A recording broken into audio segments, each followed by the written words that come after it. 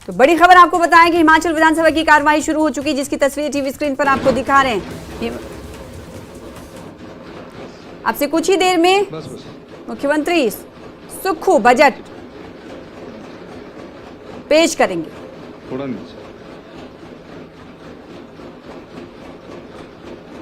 तालियों की गड़गड़ाहट के बीच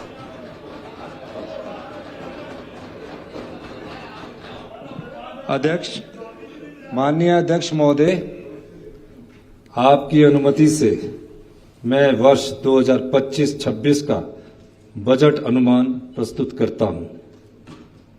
एक शेर के साथ, ना गिराया किसी को कभी, ना गिराया किसी को कभी, ना खुद को उछाला, ना खुद को उछाला, कटा जिंदगी का सफर धीरे धीरे, जहां आप पहुंचे छलांगे लगा लगा कर मैं भी पहुंचा वहां धीरे धीरे।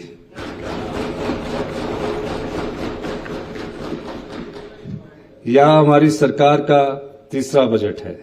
यह बजट प्रदेश की आर्थिक स्थिति को पटरी पर लाने हेतु सरकार द्वारा किए जा रहे प्रयासों पर केंद्रित है।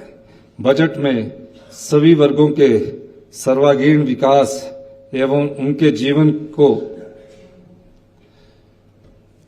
सुगम बनाने पर बल दिया गया है। अध्यक्ष महोदय, 11 दिसंबर 2022 को कांग्रेस सरकार को सत्ता की बागडोर संभालते ही नाजुक वित्तीय स्थिति पनपते माइनिंग माफिया, पूर्व सरकार द्वारा लापरवाही से की गई भरपूर फजूल खर्ची जैसी चुनौतियों का सामना करना पड़ा। पिछली सरकार द्वारा कई सरकारी भवनों तथा अन्य पूंजीगत कार्यों का बिना बजटीय प्रावधानों के ही निर्माण किया गया और बिना जरूरत के संस्थानों को खोला गया। इसका परिणाम यह हुआ कि प्रदेश भर में सिविल कॉन्ट्रैक्टर्स के प्रति करोड़ों रुपए की देनदारियां खड़ी हो गई। 1000 करोड़ से ज्यादा राशि के अधिकांश भवन बिना किसी विवेक के बनाए गए, जो कि आज तक किसी भी काम में नहीं लाए जा सके। इनके निर्माण के लिए सेंट्रल स्पॉन्सर्ड स्कीम्स तथा एक्सटर्नल एडिट प्रोजेक्ट्स के अंतर्गत मिलने वाली राशि का दुरुपयोग किया गया, जिसके परिणाम कई प्रकार की चुनौतियों के रूप में वर्तमान सरकार के सामने आए। आने वाला काल गंभीर संकट व ट्रांजिशन का है। वैश्विक व्यापार युद्ध, टैरिफ वार, गिरती हुई अर्थव्यवस्था, बदलते मूल्य, उभरती हुई नई जियोपॉलिटिकल व सामरिक चुनौतियां तथा उनका अर्थव्यवस्था पर दुष्प्रभाव, देश व प्रदेश दोनों इससे अछूते नहीं हैं। देश के मार्केट व देश की अर्थव्यवस्था में मंदी की दस्तक सुनाई दे रही है। मुझे देश की आर्थिक स्थिति पर भी अपनी चिंता व्यक्त करनी आवश्यक लगती है।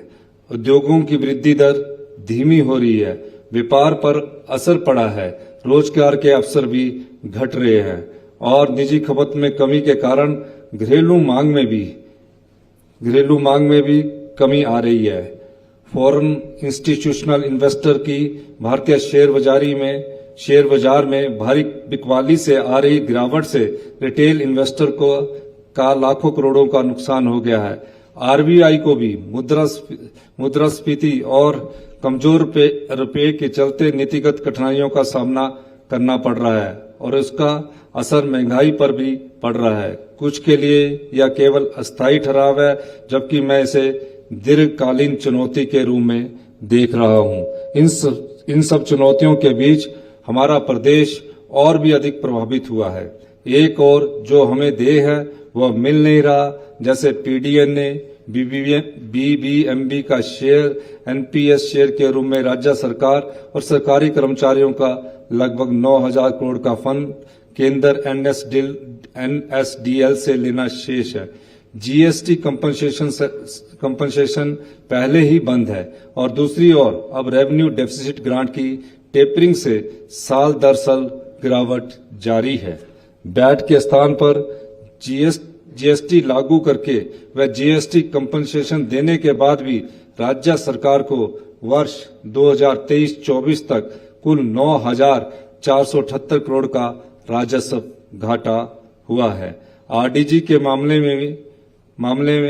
में भी ऐसा ही हुआ है और मेरी नजर में आरडीजी कोई ग्रांट नहीं है। आरडीजी एक प्रकार का पोस्ट डेवल्यूशन कंपनसेशन है उन प्रदेशों के लिए जो मूलतः रेवेन्यू डेफिसिट इकाइयां हैं तथा जिनका गठन किसी आर्थिक स्वायत्ता या आत्मनिर्भरता के आधार पर नहीं अपितु इन क्षेत्रों की जन आकांक्षाओं को पूरा करने के लिए हुआ है। हिमाचल प्रदेश एवं अन्य पहाड़ी राज्य इसलिए स्पेशल कैटेगरी के राज्य माने गए हैं। योजना आयोग के बंद होने व पिछले 10 सालों में भारत सरकार द्वारा हर योजना व वित्तीय सहायता में तरह तरह की शर्तें लगातार लगाए जाने के कारण हम आर्थिक दृष्टि से उपेक्षित होते जा रहे हैं। सदन में माननीय नेता प्रतिपक्ष इस बात से पूर्णतः अवगत है कि 15वें वित्त आयोग की सिफारिशों के कारण 2021-22 से 2025-26 के दौरान आरडीजी पिछले 5 वर्षों में तेजी से गिरी है। 14वें वित्त आयोग की सिफारिश पर 5 वर्षों 2015-16 से 2019-20 के लिए आरडीजी के रूप में हमें 40,624 करोड़ में मिले, अर्थात इन 5 वर्षों में हर वर्ष में हमें लगभग 8,000 करोड़ रुपए की आरडीजी मिली।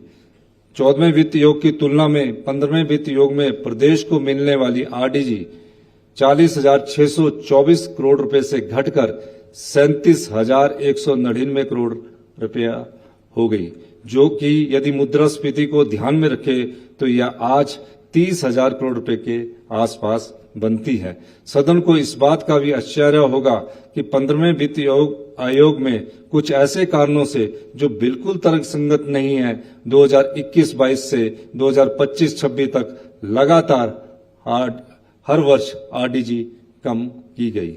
2021-22 में यह ग्रांट 10,949 करोड़ रुपए थी। 2022-23 में ये घटकर 9,377 करोड़ रुपए हो गई, जबकि 2023-24 में यह फिर गिरी और 8,058 करोड़ रुपया रह गई। इस वित्तीय वर्ष अर्थात 2024-25 में आरडीजी घटकर 6,258 करोड़ रुपए हो गई और अब आने वाले साल में 2025-26 में यह मात्र 3,257 करोड़ रुपया है। 10,249 करोड़ रुपए से 3,257 करोड़ रुपए तक आरडीजी का गिरना प्रदेश की अर्थव्यवस्था को कितना अधिक प्रभावित करेगा आप भली भांति समझ सकते हैं।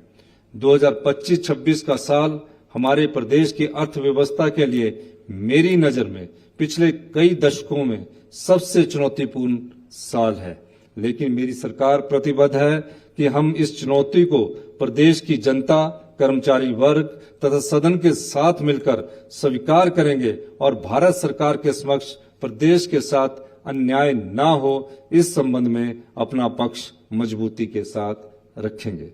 माननीय